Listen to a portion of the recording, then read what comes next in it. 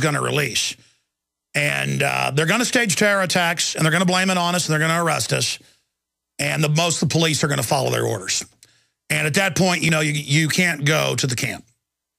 And I'm sorry for the moron police when you do follow your orders, but you now work for basically Stalin. And they've got you all ready for war. They've told you the war is coming with the right-wing extremists, the Ron Paul conservatives, the libertarians.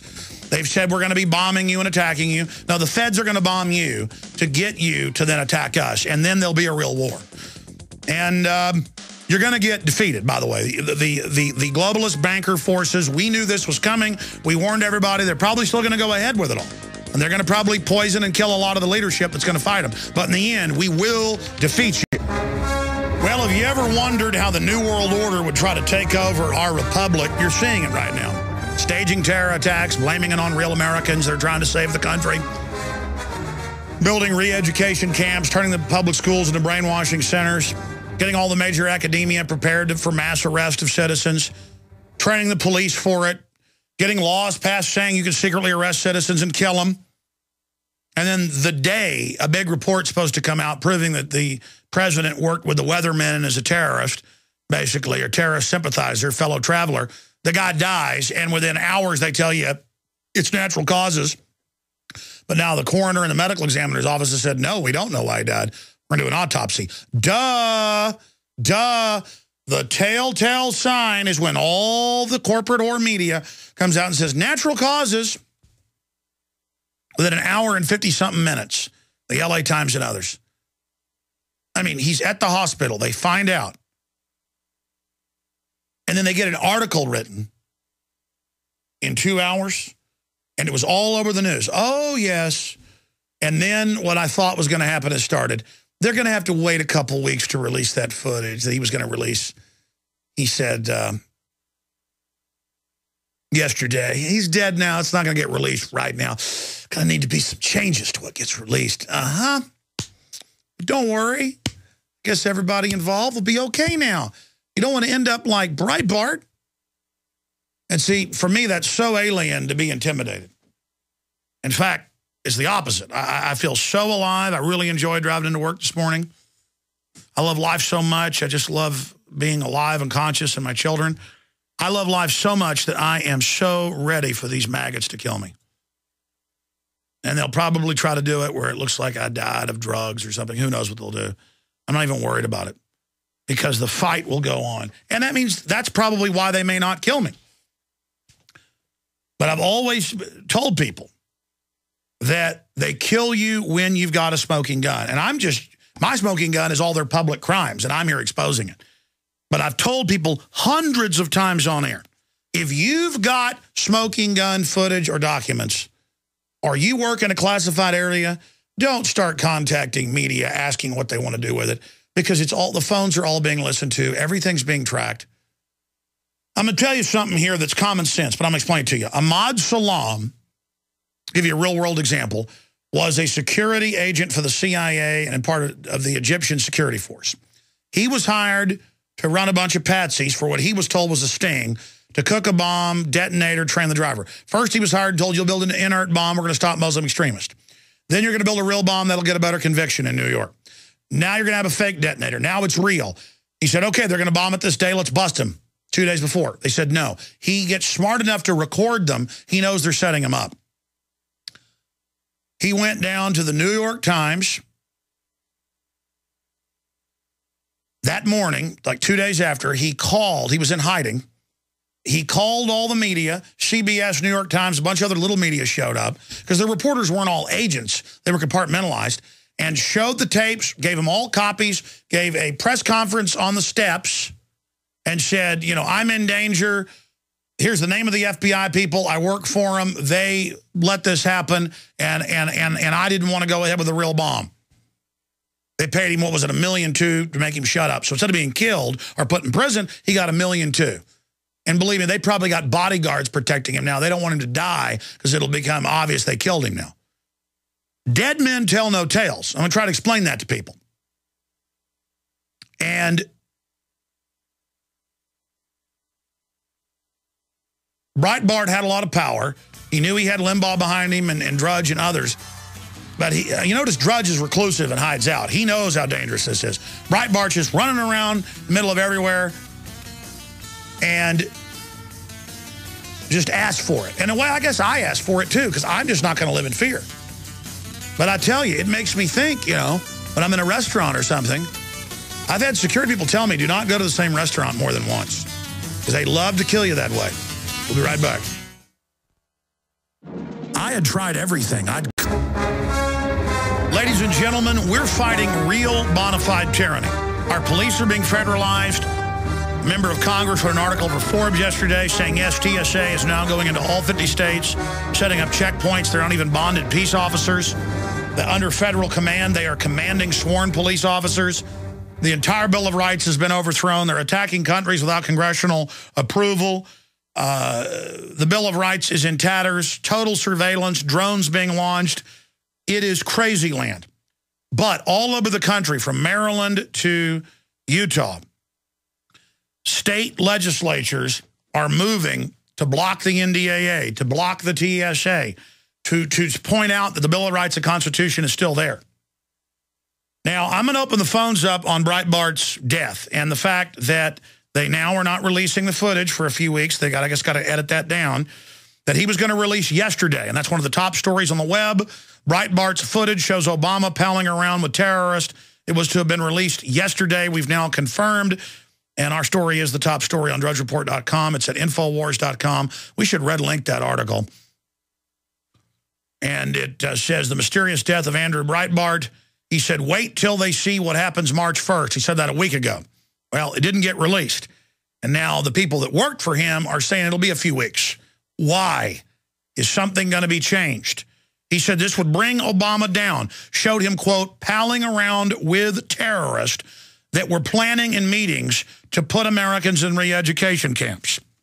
There's those camps again. Of course, that's just FBI informants and agents who were there at the meetings watching this. This is, listen, I flew down a communist about 6 months ago to be in a film, and it was so shocking. This is a prominent person that I don't even think I'll put it in a film. Because the guy somehow, because I don't like wars, thought he could confide in me and was saying, we need blood, we're going to take over, we're going to put people in re-education camps. And I'm sitting there, and I mean, it's just these people are out of control, folks.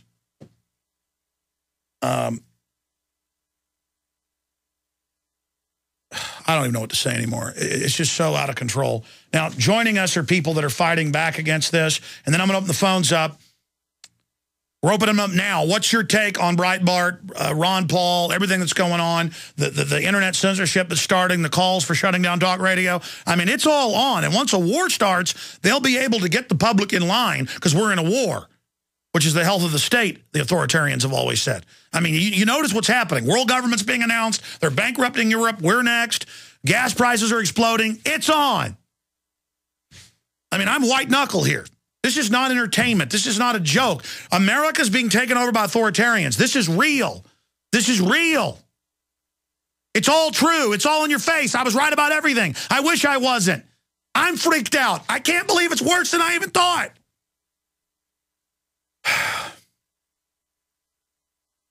Maryland Delegate, that's state rep, Glen, and joined by legislative aide Aaron Jones. They are introducing legislation, 3 bills to stop TSA groping, a bill that would force TSA to privatize screening at airports, and a bill that would allow Marylanders to opt out of the smart meter program, which tracks everybody. They're trying to put them in houses and charge homeowners for them and now admit they're going to control what you use and track you. I mean, remember 5 years ago we were conspiracy theorists. All right, I'm ranting. But they're taking action, and it's through the states saying no. The feds may declare there's no state power. That's because they're tyrants taken over by a corporate takeover. We've got to have the police, the military, the state reps just be Americans. I mean, you're looking at pure tyranny in your face. Be an American. Just be a decent person. It's not hard. I know they say you're radical if you're just a decent American. But we're the good guys. We're not the bad guys. And the good news is military and police are waking up, and so are the states. Maryland Delegate Glen is on. Glen, I know I'm ranting here, but, I mean, do you agree that these are crazy times we're entering right now? Yes, it is. Very crazy times. All right, well, you guys got the floor. Tell us about your piece of 3 pieces of legislation that could be a bellwether, a chain reaction, a domino effect across the country, and break it down for us. Okay, just real quick, I'm here. I represent the great state of Maryland, the old line state. It's a wonderful state, and we just want to keep it that way. And I'm honored to talk to you, Alex. I started listening to you over the summer, and almost every night I look at the videos and listen to you, and I've learned a lot. So I just want to say I'm honored to talk to you. Well, God bless you, sir. We're honored to have you. And thanks for fighting. Real fast, we have 4 TSA bills. 4, okay. 4 anti-TSA bills. And I'm here with, he's not my legislative aide, he works for another delegate, Aaron Jones. He's actually on the same line, so he's listening right now. And we also have a smart meter opt-out bill. And just real fast, I mean, there's people all over the state of Maryland. They don't like the smart meters, and I would like to put in the bill to make them illegal, but I have to get through what I can get through right now. And what they really are is spy meters. Big brother meters, anti-America meters. Awesome, exactly. Get what you can get now so people can opt out. That'll fry their program right there. Please continue. Yeah, so anyway, it's just a simple opt-out bill. It gives people the right to opt out of smart meters. I even called the different utility companies around here, and they said, well, I talked to one lady, then I talked to their boss, and then another boss, and they said, well, you have to have these put in your house. There's nothing you can do about it. And then I didn't let them know I was a delegate at that time. And then they came into my office, and they said, well, what we're going to do is, it's going to save you money, but you're going to be forced to have these smart meters in your house, and you're going to have to pay for it. And what they're going to do is they're going to raise the rates to make people pay for it. And I have a problem with that, and smart meters. So anyway, it's just a simple opt-out bill, and that's what we're doing. And people all over the state of Maryland are sick and tired of it, and they don't want these smart meters. Yeah, all this tyranny is incredibly unpopular. I've seen polls of like 97% in California don't want the smart meters, but they cram them down their throat. They didn't ask us, and I'm so busy I didn't fight it. They threw one on our building a year ago, and I'm in a leased building. I don't have any choice. We didn't have the money to buy a building this size. And I'm over here in an industrial area. Tell us about the TSA legislation. Anytime Aaron Jones, who's helped craft some of this legislation, wants to pop in, just jump in, Aaron. Okay. What I'll do is I'll speak on one bill quickly, and then he can jump in and talk about the more detailed bill. Yes, sir. The first one I want to talk about is HB 1106. And it just it's prohibiting a public servant from conducting a specific inappropriate search of a minor without probable cause that the minor is concealing contraband or a weapon or without the consent of the parent or guardian of the minor, establishing penalties for a violation of the act. So basically it prohibits the inappropriate search of minors. That's just one bill that addresses that one issue. And by the way, that law is already on the books in most states. That's why at these courthouses with the scanners, they won't put people under 18 through them. The TSA is already breaking a bunch of laws. Absolutely. So we didn't want to we wanted to kind of split it up a little bit and just hoping and praying that we can get something through. And we got an AG opinion down here, and we are also, they said that we may be able to force the TSA to privatize in the airports.